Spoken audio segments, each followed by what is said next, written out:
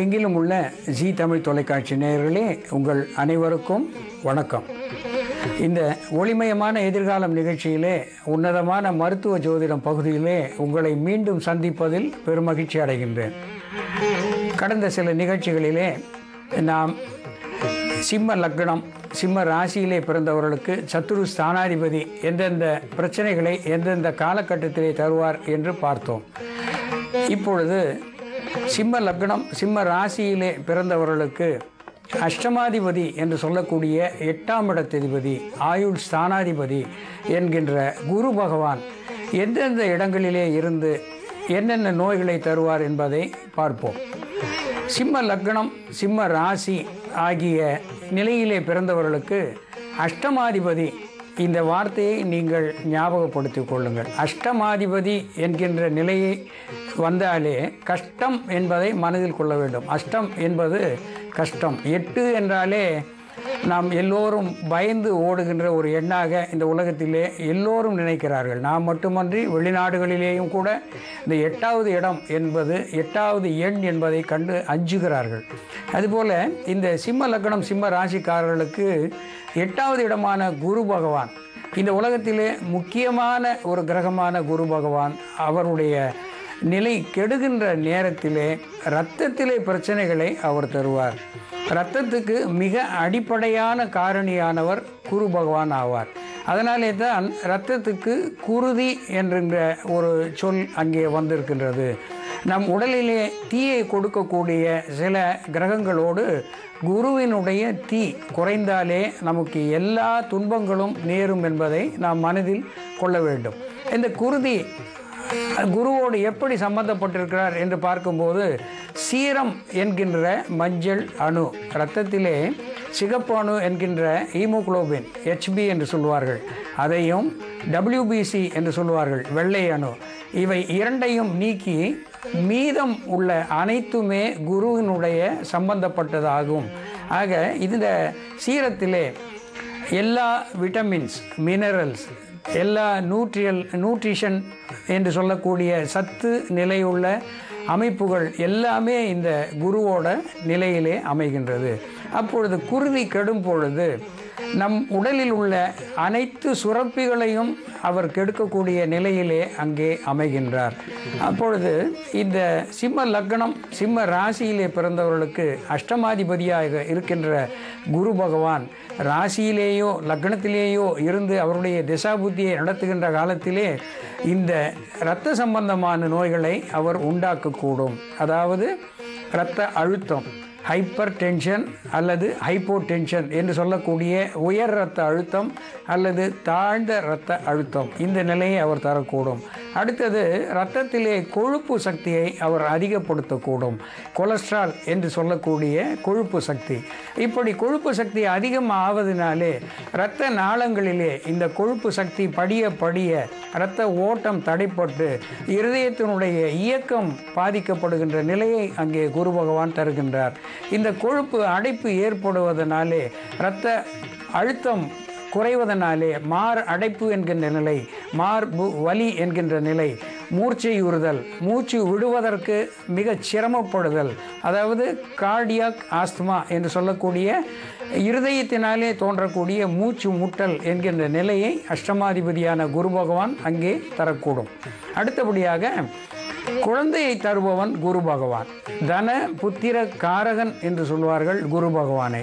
அந்த குழந்தை பேரிலே கூட இந்த சிம்ம லக்னம், சிம்ம ராசிக்காரர்களுக்கு குரு பகவான் தன்னுடைய திசாபுத்தியை அதாவது 16 ஆண்டுகள் அவருடைய திசாபுத்தி நடக்கும். அந்த காலகட்டம் வந்தாலே இவர்களுக்கு புத்திர பாக்கியத்திலே பிரச்சனைகளை அவர் தரக்கூடும். அதாவது புத்திர பாக்கியத்திலே என்ன பிரச்சனை ஏற்படும் என்று பார்க்கின்ற பொழுது, புத்திர உற்பத்திக்கு காரணமான விந்து அணுக்களை அவர் குறைக்கக்கூடும். விந்து அணு குறைந்தாலும், விந்து அணு நிறைந்தாலும், விந்து அணுக்களுடைய மோட்டிலிட்டி என்று சொல்வார்கள், அந்த விந்துவினுடைய பயண காலம் அது மிக குறைவாக இருக்கக்கூடிய நிலை ஏற்படும். அதனாலே இந்த விந்து பயணிக்கின்ற காலம் குறைவாக இருப்பதனாலே விந்து கரு முட்டையோடு சேர்கின்ற நிலை அங்கே தடைப்படுகின்றதுனாலே இவர்களுக்கு குழந்தை பேறு பாதிப்பு ஏற்படுகின்றது. ஆகையினாலே இந்த குரு பகவான் தன புத்திர காரகனாக இருந்து அஷ்டம ஸ்தானாதிபதியாக இருந்து அவருடைய திசா புத்தியை நடத்துகின்ற காலத்திலே குரு பிரீதி செய்து கொண்டார்களே ஆனால், அதாவது ஆலங்குடி சென்று தட்சிணாமூர்த்தியை வணங்குவதனாலேயும் குரு பகவானை கடலை மாலையிட்டு வணங்குவதனாலேயும் இவர்களுக்கு இந்த புத்திர பாக்கிய குறைபாட்டிலே இருந்தும் இரத்த குறைபாட்டிலே இருந்தும் இவர்கள் விடுதலை பெறுவார்கள் என்பது நிச்சயம். நேயர்களே, இந்த குரு பகவானுடைய இந்த பரிகாரத்துக்கு பின்னால் நாம் மருத்துவ குறிப்புகள் சிலவற்றை பார்ப்போம். நேயர்களே, நாம் தொடர்ந்து மிளகின் பயன் பற்றி பார்ப்போம்.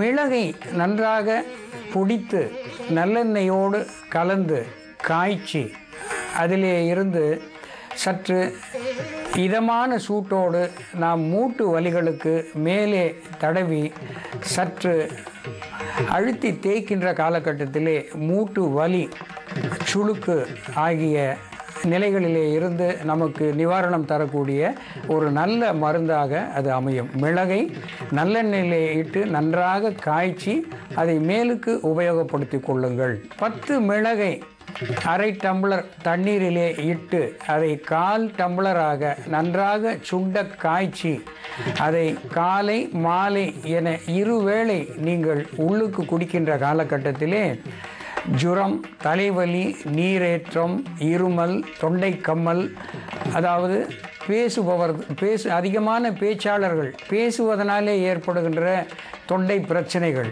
அதே போல் பாடகர்களுக்கு ஏற்படுகின்ற தொண்டை பிரச்சனைகள், இவை எல்லாமே மிளகை தண்ணீரில் இட்டு நன்றாக சுண்ட காய்ச்சி குடிப்பார்களே ஆனால் அவர்களுக்கு நல்ல நிவாரணம் நிச்சயமாக கிடைக்கும்.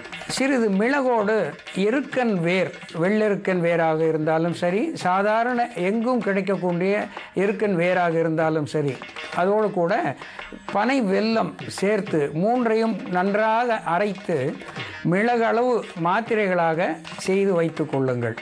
இது மிகச்சிறந்த பால்வினை நோய்க்கான மருந்தாக அமையும். மிளகு, எருக்கன்வேர், பனை வெல்லம் இந்த 3னுடைய கூட்டு பால்வினை நோய்கள், அதாவது கொருக்கு நோய் என்று சாதாரணமாக தமிழிலே சொல்வார்கள். இன உறுப்புகளிலே ஏற்படுகின்ற ஆண் பெண் இரு பாலருக்கும் இன உறுப்புகளிலே ஏற்படுகின்ற புண்கள் கொருக்கு நோய் என்று இதை சொல்வார்கள். இது மிக துன்பம் தரக்கூடிய அருவருக்கத்தக்க ஒரு நோயாக, நீண்டகால நோயாக அமையக்கூடிய ஒன்று. இதற்கு எருக்கன் வேர், மிளகு, பனை வெல்லம் இதை மாத்திரையாக செய்து காலை மாலை இரவு என 3 வேளையாக உபயோகப்படுத்தி கொண்டு வருவீர்களேயானால் ஒரு மண்டலம் என்று சொல்லக்கூடிய 48 நாட்களிலே இவை அனைத்தும் வெகு விரைவில் குணமாகும் என்பதை மனதில் கொள்ள வேண்டும். நேயர்களே, இதுவரையில் நாம் மிளகை பற்றி பார்த்தோம். இந்த மிளகனுடைய அருமை தெரிந்து அனைவரும் பயன்படுத்தி நல்ல சுகமான வாழ்வு வாழ வேண்டும் என்று உங்களை கேட்டு மீண்டும் அடுத்த நிகழ்ச்சியிலே சந்திக்கும் வரையிலே உங்களிடமிருந்து விடைபெறுகின்றேன். நன்றி, வணக்கம்.